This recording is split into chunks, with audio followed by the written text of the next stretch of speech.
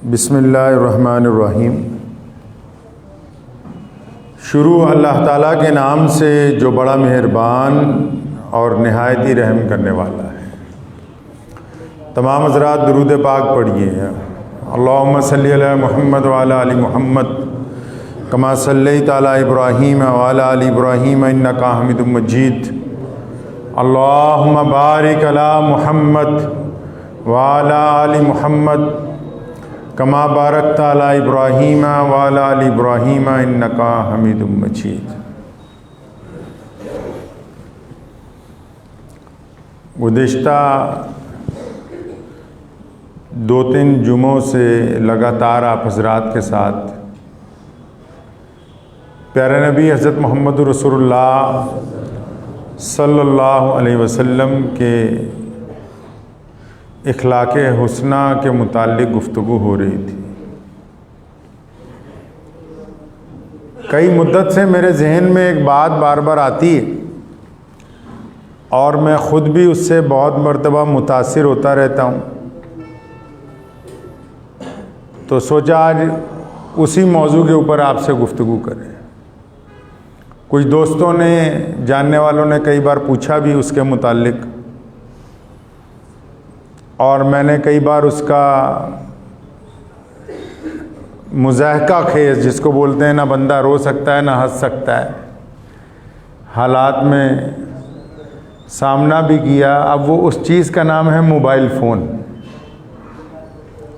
मुझे एक साहब पूछने लगे कि इस्लाम क्या मोबाइल चलाने की भी तालीम देता है? मैंने कहा बिल्कुल। अल्लाह के प्यारे नबी हज़रत मोहम्मद रसूलुल्लाह सल्लल्लाहु अलैहि वसल्लम ने जो तालीम इंसानियत को दी है उसमें यह भी शामिल है कि मोबाइल कैसे चलाना है। लोग अलग अलग अंदाज से, आजकल कुछ लोग मोबाइल पे कविताएं लिख देते हैं, कोई गज़ल लिख रहा है। हर इंसान इसको अपने अकल के हिसाब से इस्तेमाल कर रहा है, लेकिन शरीयत ने मुसलमानों को ताकीद की है कि तुम्हें शरीयत ने जो हुक्म दिया है, हर एक काम वो शरई रूह से होना चाहिए, आपकी अपनी अकल से नहीं होना चाहिए। मैं एक साहब का शेर पढ़ रहा था, तो उन्होंने लिखा है कि कर दिया इजहार इश्क हमने टेलीफोन पर, बात ये अनमोल थी पर 1 रुपए में हो गई। तो हर बंदा अपने हिसाब से, लेकिन मुसलमानों के ऊपर शरीयत ने ये पाबंदी आयद की कि आप जो काम करेंगे उसको अल्लाह और उसके रसूल के हुक्म में पहले देखना होगा। मोबाइल की मुझे एक बात बड़ी पसंद आई कि बनाने वाले ने जब उसको बनाया, आपको ज़रा मोबाइल टेलीफोन की भी थोड़ी सी हिस्ट्री बता दूं। जब बिल ग्राहम ने फ़ोन बनाया है ना, सबसे पहले लाइन वाला लैंडलाइन फ़ोन बनाया, तो मुझे एक साहब मिले तो कहने लगे जी हेलो कहना हराम है। मैंने कहा क्यों हराम है भाई? अब मैं कहा तुम तो कुछ भी कह देते हो, गैर मुस्लिम को सलाम का जवाब देना हराम है जी, फ़लाँ चीज़ हराम है जी। सिवाय फतवों के तो काम ही कोई नहीं ना। ये तो ज़रूरत ही नहीं रही कि हम तारीख़ का मुताला करें, ये ज़रूरत ही महसूस नहीं हो रही कि हम किसी बात की गहराई में जाएं। बस 2 बातें रट ली, एक हलाल है एक हराम है जी। लेकिन इस्लाम ने बग़ैर नुक्ता निगाह के किसी भी चीज़ के ऊपर फ़ैसला लेने से इनकार किया। हत्ता कि यहाँ तक रसूलुल्लाह सल्लल्लाहु अलैहि वसल्लम ने फरमाया, अल्लाह ताला ने कुरान पाक में फरमाया, जब खबर देने वाला खबर लेके आए, तुम तक कोई आ जाए, बोले तुम्हारा भाई मार दिया, तुम तक कोई आ जाए, जनाब आपकी चोरी हो गई, आपकी बीवी फलां गलत काम में मुलव्विस है, कुरान ने कहा, मोहम्मद रसूलुल्लाह ने कहा, शरीयत ने कहा, तमाम इम्माए मुज्तहिदीन ने कहा कि पहले जो खबर लेके आ रहा है इसकी भी तस्दीक कर लो कि बंदा ईमानदार है कि नहीं है। और ये खबर देने वाला बेईमान तो नहीं, ये जिस सोर्स के साथ हमारे तक खबर पहुंच रही है, तो ये जो खबर बयान करने वाला है, ये क्या 5 वक्त का नमाजी है, ये मुत्तकी है, ये परहेजगार है क्या? इसका भी पता है कि ये झूठ तो नहीं बोलता। ये थोड़ी बस इधर से सुनिए और उधर लड़ने के लिए चले गए, नहीं, ये मुमकिन नहीं है। तो खैर बिल ग्राहम की बात मैं कर रहा था। तो ये लफ्ज़ हेलो जो है, तो बिल ग्राहम ने जब पहली दफ़ा फ़ोन बनाया तो जिस घर में घंटी बजी पहले जाके फ़ोन की, वहाँ से जिस लड़की ने फ़ोन उठाया उसका नाम हेलो था।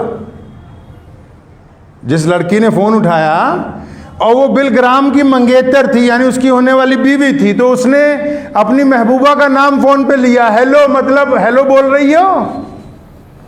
ये उसकी मोहब्बत की निशानी है। किसकी? जिसने फ़ोन बनाया उसकी मोहब्बत की निशानी है ये लफ्ज़ कि उसने अपनी शरीके हयात के नाम इस लफ्ज़ को टेलीफोन के अंदर सबसे पहले इस्तेमाल किया। ये तो तारीख़ी बात आपको बता दूं इसलिए ताकि लोगों को ये पता हो कि जो लोग यहाँ बैठे हुए हैं मेंबर के ऊपर, वो सिर्फ उनको ये नहीं पता कि दीन में क्या हो रहा है, उनको ये भी पता है कि दुनिया के अंदर क्या हो रहा है।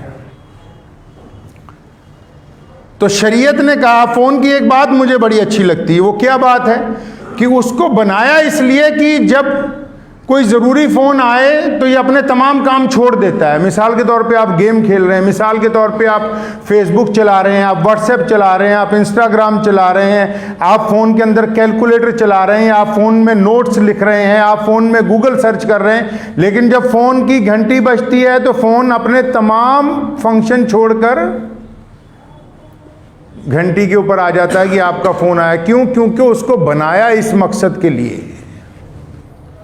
तो अक्सर मैं सोचा करता हूँ इंसान को बनाया अल्लाह ताला ने अपने लिए है। ये मोबाइल देखो, इसमें कितनी चीज़ें आ गई, घड़ी इसमें आ गई, कैलकुलेटर इसमें आ गया, नोट पैड इसके अंदर आ गए, गूगल सर्च इसके अंदर आ गई, फेसबुक आ गया, इंस्टाग्राम आ गया, इतने ऐप। उसके बावजूद जब इसका असल मकसद का टाइम आता है ना, ये सारे काम छोड़ देता है, अपने असल मकसद पे आ जाता है। और हमने इससे ये नहीं सीखा कि हम दुनिया के जितने मर्जी काम करते हो, लेकिन जब मुअज्जिन कहे हय्या अलस्सलाह तो ये हमारे प्रोग्राम में ये बात शामिल होनी चाहिए, फिर तमाम के तमाम काम, क्योंकि जिस मकसद के लिए हमें बनाया वो मकसद अगर फौत हो जाएगा तो फिर वो चीज़ काम की नहीं रहती। अब सुनिए फ़ोन का इस्तेमाल कैसे करना है। शरीयत ने ये हमें कहा, रसूलुल्लाह सल्लल्लाहु अलैहि वसल्लम ने फरमाया, जब किसी घर के बाहर जाओ, जब किसी का दरवाज़ा खटखटाओ, अल्लाह के नबी ने फरमाया दाएं या बाएं खड़े हो जाओ, दरवाजे के सामने ना खड़े हो, ताकि बेपर्दगी ना हो। जो दरवाज़ा खोलने आ रहा है उसको, अगर कोई खातून आ रही है, कोई औरत आ रही है, तो उसको परेशानी ना हो। यहाँ ऐसे ऐसे जौहला हैं, वो उठाएंगे सीधा वीडियो कॉल करेंगे दूसरे को। इस्लाम ने कहा इस हदीस की रूह में कि वीडियो कॉल जब कर रहे हो किससे पूछ के कर रहे हो? क्या पहले आपने उसको मैसेज पे पूछा कि आप इस हालत में हैं कि मैं आपसे वीडियो कॉल कर लूं कि नहीं करूं? शरीयत ने तो आपको इजाजत नहीं दी कि आप उठा के वीडियो कॉल कर दें अपनी बीवी को या किसी भी गैर दोस्त को या किसी को भी जिसका नंबर आ गया। अब वो अपने घर में किस हालत में बैठा हुआ है, किस वक्त बैठा हुआ है, क्या काम कर रहा है, वो अपने आप को दिखाना चाहता है या नहीं दिखाना चाहता, नहीं, ये लगे हुए हैं दबा के। शरीयत ने कहा नहीं, बिना इजाजत के वीडियो कॉल नहीं हो सकती। प्यारे नबी हज़रत मोहम्मद रसूलुल्लाह सल्लल्लाहु अलैहि वसल्लम उम्मत के सबसे बड़े गमखार हैं। कायनात में अल्लाह के बाद अगर किसी का दर्जा है तो रसूलुल्लाह सल्लल्लाहु अलैहि वसल्लम का है, और आप सल्लल्लाहु अलैहि वसल्लम का वक्त सबसे ज़्यादा कीमती है। और आप सल्लल्लाहु अलैहि वसल्लम ने कभी किसी के काम का इनकार नहीं किया। उसके बावजूद जब रसूलुल्लाह सल्लल्लाहु अलैहि वसल्लम आराम करने के लिए जाते हैं तो एक सहाबी रसूल की ड्यूटी होती है हुजरे के बाहर जो नेज़ा लेकर खड़ा होता है। इसका मतलब रसूलुल्लाह सल्लल्लाहु अलैहि वसल्लम ने हमें तालीम दी है कि जब किसी के आराम का वक्त हो तो उसमें खलल नहीं डालना चाहिए। अल्लाह का हम पे बड़ा एहसान है कि हमारा ख़ानदान पिछली 14-15 नस्लों से 400 साल से इल्म दीन के साथ जुड़ा हुआ है और कौम का नौकर है, नौकरी कर रहे हैं कौम की। तो मेरा एक असूल है भी, रात को फ़ोन जब बज जाए, रात को अगर बज जाए तो पहली घंटी में उठाते हैं हम लोग, क्योंकि हम ये समझते हैं कोई परेशान हाल होगा, किसी का थाने में मसला हो, अस्पताल में हो, स्टेशन पे फंस गया हो, होता भी है अक्सर। और जो गैर ज़रूरी लोग हैं वो क्या करते हैं, अभी की बात है, एक साहब का फ़ोन आया रात को 1:45 पे, फ़ोन की घंटी बजी, में उठाया, अस्सलाम वालेकुम। जी वालेकुम सलाम। तो उस्मान भाई वो आपसे ये पूछना था कि एक मस्जिद का संग बुनियाद रखाना है, टाइम चाहिए। अब मैं ना हंस सकता हूँ, ना रो सकता हूँ, ना अगले को डांट सकता, ना कुछ। मैंने गाड़ी देखी इत्मीनान से, मैं कहा जी अभी रखवाना है, अभी रखवाना चाहते हैं। तो आप अंदाज़ा लगाएं कि बैठे होंगे कहीं इकट्ठे होके मशवरा करते करते 2 बज गए। तो उन्होंने कहा नहीं अभी पूछ लो भाई। एक साहब का फ़ोन आया मुस्तकीम भाई को रात को 1:30 बजे। हमारे यहाँ असूल है, मैंने फिर बता रहा हूँ कि रात को किसी का फ़ोन आ जाए इसलिए उठाना है कि अक्सर लोग परेशानी में ही फ़ोन करते हैं, कोई रात का मतलब ही यही होता है फ़ोन का। अब 1 बजे फ़ोन कर रहा है, अस्सलाम वालेकुम जी। वालेकुम सलाम। कि जो भाई मैंने सोचा राशन कार्ड बनवाना था आपसे पूछ लूँ। आप अंदाज़ा लगाइए भी रात को 1 बजे राशन कार्ड बनवाना है। ठीक है, नौकरों की भी कुछ रियायतें होती हैं, अगर कोई कौम का नौकर है तो उसके साथ भी शरीयत ने कोई रियायतें दी होंगी कि अगर इमरजेंसी पड़ जाए तो रात को 2 बजे उठा के खड़े कीजिए। इस्लाम ने मोबाइल को चलाने के तरीके हमें दिए। इस्लाम ने कहा कि अगर एक मस्जिद बनाओगे और एक किसी गरीब को कपड़ा पहनाओगे, कहीं पानी का कुआं फैलाओगे, बनाओगे, फरमाया जब तक वो इस्तेमाल होता रहेगा तुम्हें सवाब मिलता रहेगा। इसी तरह मोबाइल पर शरीयत ने कहा कि जो लोग गंदी फिल्में, गंदे गाने उनको शेयर करेंगे, दूसरों तक पहुंचाएंगे, वो जब तक आगे जाते रहेंगे, जितनी अय्याशी वो करेंगे उनके हिस्से का गुनाह आपके खाते में भी लिखा जाएगा।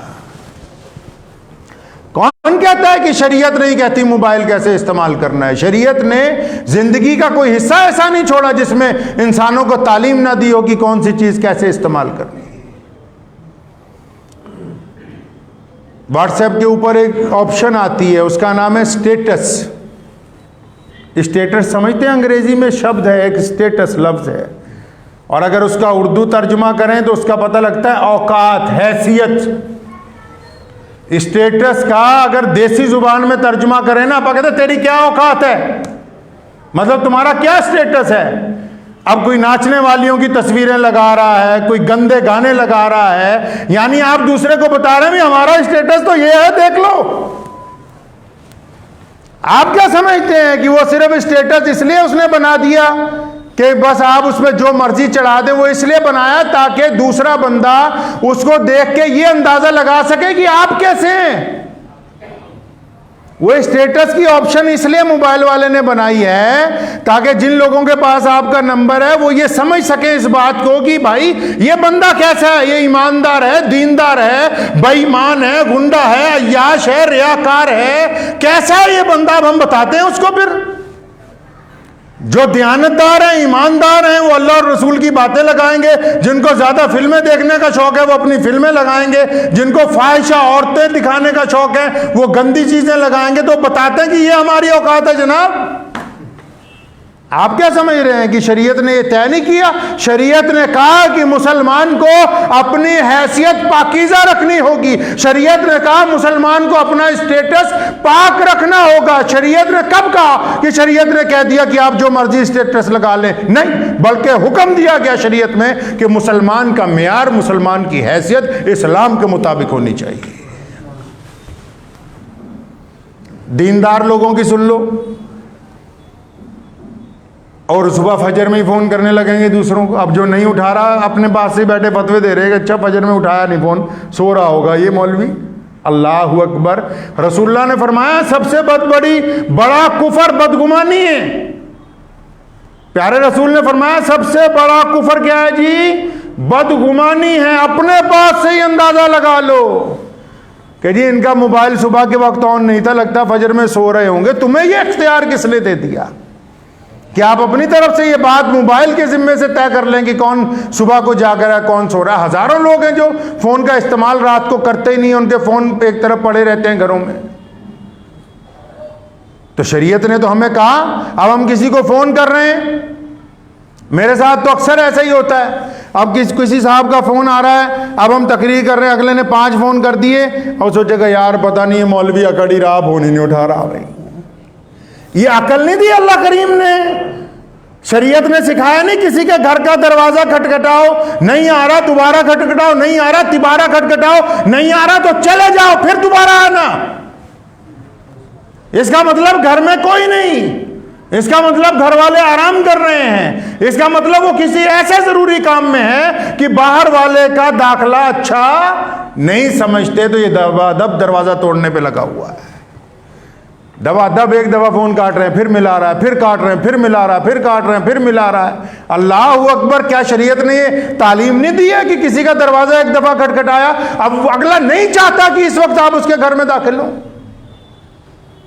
लोग दूसरे को देख रहे हैं, रात को अगर कोई ऑनलाइन है, दे जी धड़ाधड़ फ़ोन कर रहे हैं, अगला अपना काम कर रहा है। बेशुमार काम आजकल जो हैं वो सिर्फ ऑनलाइन ही निपटाए जा सकते हैं। वो अपने काम में मगन है कि किसी तरह काम कंप्लीट हो जाए। अब इधर जिसने देख लिया कि अच्छा ऑनलाइन है, वो धड़ाधड़, एक साहब का रात को मुझे, मैं किताब अक्सर लिखने का इरादा अल्हम्दुलिल्लाह आपकी दुआओं से कई किताबें अब तक लिख चुका हूँ, तो अक्सर रात को लिखता हूँ तो ऑनलाइन जो चीज़ें ढूंढनी होती है, एक साहब का 2:30 बजे फ़ोन आया अलीगढ़ से। तो मैंने उन्हें पूछा, भाई क्या बात हो गई, 2:30 बजे, खैरियत है? नहीं जी, वैसे ही मैंने सोचा आप ऑनलाइन, आपसे बात करूं। मैं कहा आपके लिए तो नहीं मैं ऑनलाइन हुआ, आपके लिए तो नहीं हुए हैं, जान ना पहचान, मैं तेरा मेहमान। शरीयत ने यह सिखाया नहीं है। शरीयत ने बाकायदा आदाब सिखाए हैं कि किस वक्त किसके घर जाना है, आराम के वक्त का ख्याल रखना है। अल्लाह के रसूल सल्लल्लाहु अलैहि वसल्लम रात को तहज्जुद के लिए उठते थे। अम्मी आयशा रज़ियल्लाहु अन्हा फरमाती हैं कि इस प्यारे रसूल सल्लल्लाहु अलैहि वसल्लम जूता नहीं पहनते थे कि इबादत मैं उठूंगा तो आयशा को तकलीफ होगी। आप समझे रसूलुल्लाह सल्लल्लाहु अलैहि वसल्लम ने दूसरे की नींद का कितना बड़ा एहतराम किया है। रात की बात है, 12:15 बजे एक साहब का मेरठ से मुझे फ़ोन आया। अब मैं समझा पता नहीं इस वक्त क्या इमरजेंसी होगी। सलाम अलैकुम जी। वालेकुम। कहते हैं मौलाना उस्मान साहब बोल रहे हैं? मैं कहा जी बोल रहा हूँ जी, जलसे का टाइम चाहिए था। अभी आप मेरा फ़ोन चेक कीजिए, रात के 12:15 बजे का मैं किस्सा आपको सुना रहा हूँ। शरीयत ने मुसलमानों को अहकामात दिए हैं, इस्लाम ने हर चीज को चलाने का हुक्म दिया है। ये ऐसा मुमकिन नहीं है कि मुसलमान अपनी मर्जी से हर बात को तय करने लगे। फिर आजकल एक ऑप्शन आ गई है लाइव की, अब जो दिल चाह रहा है वही दिखा रहे हैं, जो मुंह में आ रहा है वो बोल रहे हैं। नहीं, इस्लाम ने हुक्म दिया कि अपनी जुबान को काबू में रखो, शरीयत के मुताबिक बोलो। ये बात तय होनी चाहिए कि आप सच्चाई दिखा रहे हैं कि झूठ दिखा रहे हैं। झूठ दिखाने वाले जब तक वो झूठ चलता रहेगा गुनाह मिलता रहेगा। आज बड़े बड़े टीवी चैनल झूठ बोल रहे हैं, लोग उनको बाहर में बुरा कह रहे हैं, तो क्या फायदा? पता है कि इज्जत जो है नीलाम हो जाएगी आप अगर कोई गलत काम करेंगे। मोबाइल के अंदर एक ऑप्शन है पासवर्ड लगाने की। अब वो हम अक्सर देखें मोबाइल, तो हम लोगों को आदत ही नहीं कि कभी उसमें पासवर्ड लगाएं। बाज़ लोगों का मोबाइल किसी दूसरे के हाथ में चला जाए तो उसका सांस ही अटक जाता है। ऐसा कारनामा क्यों करना चाहते हैं आप कि आपका मोबाइल अगर बीवी पकड़ ले, बच्चे पकड़ लें तो आपको परेशानी होनी शुरू हो जाए कि वो चीज़ ना देख ले, वो चीज़। इसका मतलब कि अभी आप ईमान के अंदर कामिल नहीं हुए। घर में ही, घर वालों के लिए ही अगर मोबाइल में पाबंदी लगा दी गई है तो इसका मतलब आप जरूर कोई ऐसा काम कर रहे हैं जो शरीयत की रूह से आप अपने घर वालों से छुपाना चाहते हैं। तो फिर ऐसे गुनाह करने का क्या फायदा कि जिनके आया होने से आपकी बेइज्जती होती हो? कब कहा शरीयत ने कि आप ऐसा काम करें? अगर आप मोबाइल पर पासवर्ड ना लगाएं, उसको लॉक ना करें, कल को खुदा ना खास्ता किसी ने कहा है ना कि घर से निकलो तो पता जेब में रख कर निकलो, हादसा बेजुबान होता है। घर से निकलो तो पता जेब में रख के निकलो, हादसा बेजुबान होता है। अब लोगों ने इतने कोड लगा रखे हैं, किसी का एक्सीडेंट हो जाता है, कोई सड़क पे पड़ा मरा हुआ, अब हम जैसा कोई राहगीर मोबाइल लेके उसमें सिर खपाई कर रहा है। अब वो खुलेगा तो इसके घर वालों को फोन कर रहे हैं ना, जनाब ये हादसा हो गया, अस्पताल ले जा रहे हैं, आ जाओ भाई। आप अंदाजा लगाएं कि ये अपनी मर्जी से चलाने की चीज नहीं है। और खासकर मुसलमानों को कहता हूं, फेसबुक पे, व्हाट्सएप पे लोग मशहूर होने के लिए किसी दूसरे मजहब के खिलाफ लिखने लगते हैं, किसी मजहबी शख्सियत के खिलाफ लिखने लगते हैं। वो आपको आपकी हैसियत जताती हैं ये चीजें कि आपकी ज़हनियत कैसी है। आपका फेसबुक अकाउंट, व्हाट्सएप का स्टेटस ये तय करता है कि आप क्या हैं। आपके दिल में नफरत है कि अच्छाई है, आप इंसानों के लिए खैर खां हैं कि इंसानियत के दुश्मन है, यह आपका मोबाइल तय करता है। मैंने अपने कई अजीज, हमारे जानने वाले बड़े पुलिस अफसरान, उनको अपना मोबाइल देखा कि देखो जरा इसमें कि पासवर्ड नहीं लगा, जरा खोलो व्हाट्सएप, क्या इसमें किसी मजहब के खिलाफ कोई बात मिल जाए तो मुझे भी बताओ। ये क्या बात हुई कि हम चोरी छिपे लोगों के मजहब के खिलाफ पोस्टें डालते रहें और जब वो हमें मिल जाए तो फिर गले मिलते रहें? दोगले इंसान की शरीयत के अंदर कोई जगह नहीं है। इस्लाम ने मुसलमानों को पाबंद किया है हर उस काम के लिए जिनका ताल्लुक जिंदगी के साथ है। ये अपने ज़हन में रखें कि अगर आप मोबाइल चला रहे हैं तो उसको शरीयत के हुक्म के मुताबिक चलाना होगा। अगर आप मोबाइल को शरीयत के हुक्म के मुताबिक नहीं चलाते, अपनी मर्जी से चलाते हैं। सैयदना इमाम हुसैन रज़ियल्लाहु ताला अन्हु से किसी ने पूछा था, जनाब मुत्तकी बंदा कौन सा होता है, परहेजगार कौन होता है, अल्लाह का अच्छा बंदा कौन होता है, आप नेकोकार किसको समझते हैं? तो नवासे रसूल जिगर गोशा बतूल इब्ने अली करमुल्लाह वजहू हज़रत इमाम हुसैन रज़ियल्लाहु अन्हु ने फरमाया था, ऐदा दा नहीं जो शक्ल सूरत से बहुत बढ़िया मुसलमान नज़र आता हो, वो नहीं। फरमाया जिसकी तन्हाई पाक होती है वो अल्लाह का वली होता है। जिसकी तन्हाई पाक होती है, जो अकेला होता है, जब घर में, जब कमरे में अकेला होता है, जब बिस्तर पर अकेला होता है और फिर उसके दिमाग में कोई बुरा ख्याल आता है तो अस्तगफार पढ़ता है। अगर वो अकेले में मोबाइल पे गंदी चीज़ें देखता है, अगर अकेले में मोबाइल पे गंदी चीज़ें तलाश करता है और फिर उस गंद को अपने दोस्तों के साथ शेयर कर रहा है तो इसका ईमान अभी कामिल नहीं हुआ। पीर वली जो है वो शक्ल सूरत से नहीं बनते, उनकी पहली दलील ये होती है कि उनकी तन्हाई पाक होती है। जरूरी तो नहीं है भी वली बनने के लिए पगड़ी सिर पे बांधी हो, वली करने के लिए चिट्टे कपड़े पहने हो, वली की लंबी दाढ़ी हो, ये जरूरी तो नहीं है।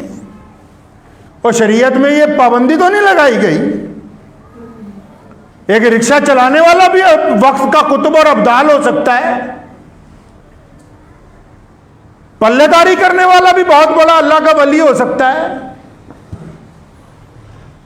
जिनकी तन्हाई नापाक है वो किस तरह कह सकते हैं कि हम अल्लाह के वली हैं, हमारी दुआएं कबूल हो जाएंगी?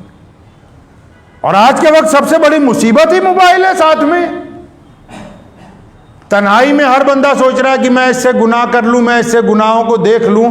वो एक मिनट की लज्जत हमारे ईमान को छलनी कर रही है, हमारे ईमान को जाया कर रही है, हमारी नेकियों को तबाह कर रही है। और हासिल कुछ नहीं हो रहा, हासिल कुछ नहीं हो रहा।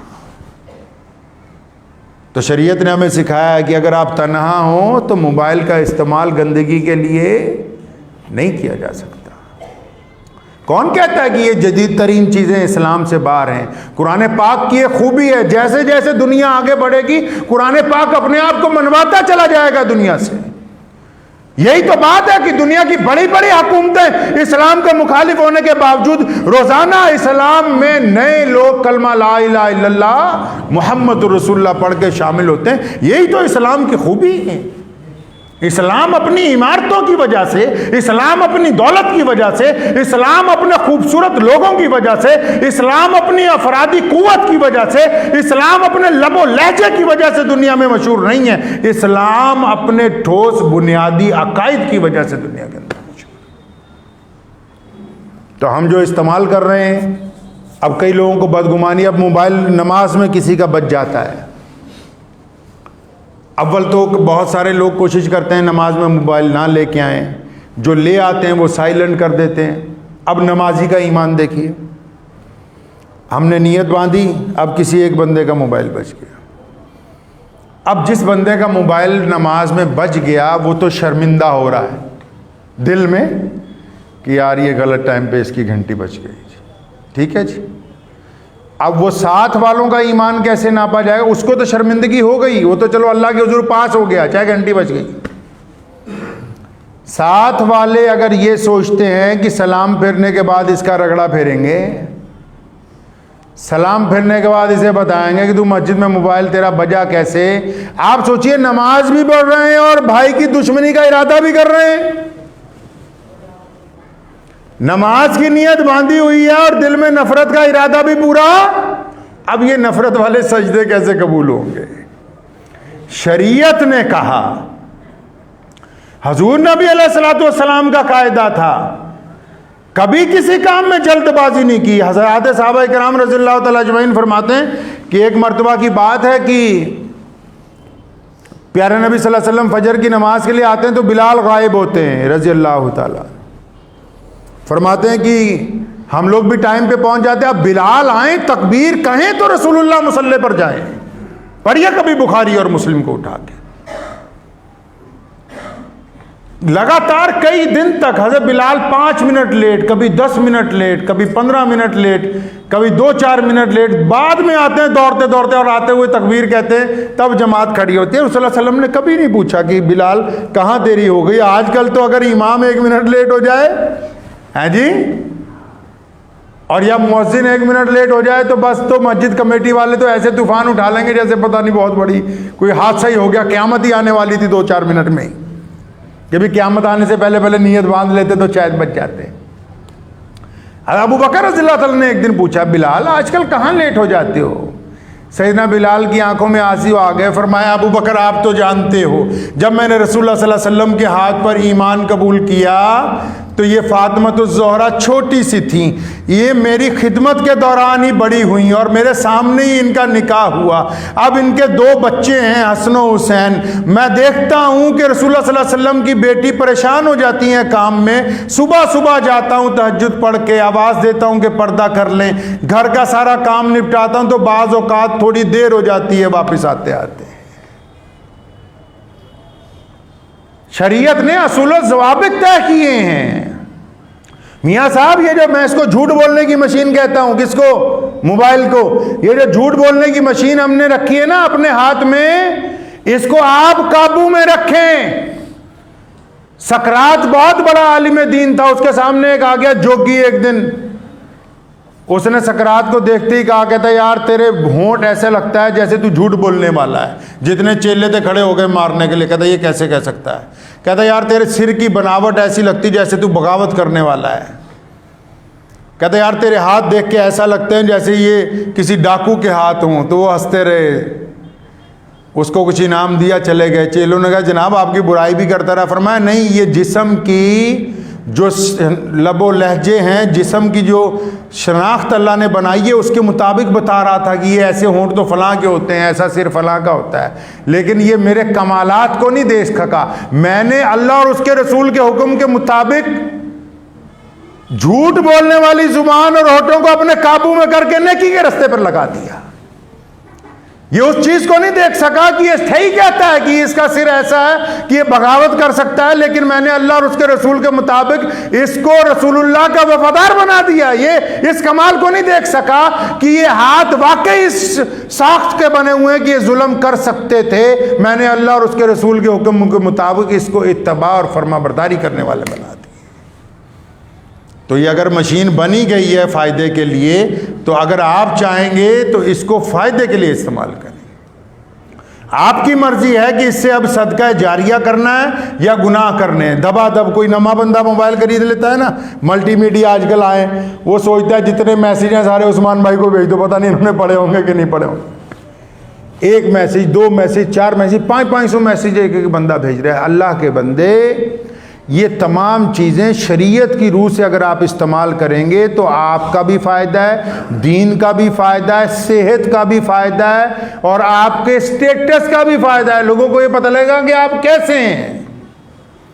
और अगर आप इसको अपनी मन मर्जी के साथ चलाएंगे तो पहले तो आपका नुकसान है ज़ाती तौर पर, दुनिया का नुकसान है, फिर आखिरत का नुकसान है। ये खाते बंद नहीं होने वाले हैं। जो नापाक खाते, जो कई लड़के लड़कियां बने हुए हैं फेसबुक के ऊपर, ये खाते बंद नहीं होने वाले हैं। क़यामत वाले दिन वबाल बन के गले में लटक जाएंगे। तो बिल्कुल इस बात को तय रखें कि जदीद तरीन दौर की जो भी चीज़ें हैं वो शरीयत से बाहर बिल्कुल नहीं है। अगर मोबाइल भी चलाना है तो सीखें शरीयत ने मोबाइल चलाने के लिए कैसे फरमाया। शरीयत ने कहा कि अगर मोबाइल चलाना है बिला वक्त किसी को फ़ोन ना कीजिए। शरीयत ने कहा कि अगर कोई फ़ोन नहीं उठा रहा तो रुक जाइए, थोड़ी देर बाद फ़ोन कीजिए। शरीयत ने कहा कि किसी को वीडियो कॉल करनी है तो पहले मैसेज करके पूछें कि आपसे वीडियो कॉल हो सकती कि नहीं हो सकती। शरीयत ने कहा कि स्टेटस जो लगाना है अगर आप दीनी तौर पर लगाएंगे तो आपकी शनाख्त दीनी होगी, बेईमानी के तौर पर लगाएंगे या याशी का लगाएंगे तो आपके जिम्मे गुनाह डाल दिया जाएगा। शरीयत ने कहा है कि अगर आप बुरी चीज़ें शेयर करेंगे तो लोगों के दिलों को नुकसान पहुंचेगा, आप अच्छी बातें शेयर करेंगे तो आपके खाते के अंदर नेकी लिखी जाएगी। शरीयत ने कहा है कि आप अपनी फेसबुक अकाउंट के जरिए लोगों के दिलों को तकलीफ पहुंचाने के लिए किसी मजहब के खिलाफ लिखेंगे तो आप गुनहगार होंगे। शरीयत ने कहा कि अगर आप फेसबुक के जरिए लोगों को राहत पहुंचाने की बात करेंगे तो आपको इसका फायदा होगा इंशाअल्लाह। तो करेंगे इंशाअल्लाह। ये मुसीबत तो सबकी जेब में है कि नहीं? तो इससे बच के इसको दीन की तरफ लगाएं। दुआ कीजिए अल्लाह ताला मुझे भी और आप सबको भी इन बातों के ऊपर अमल की तौफीक अता फरमाए। व आखिर दावन अल्हम्दुलिल्लाहि रब्बिल आलमीन।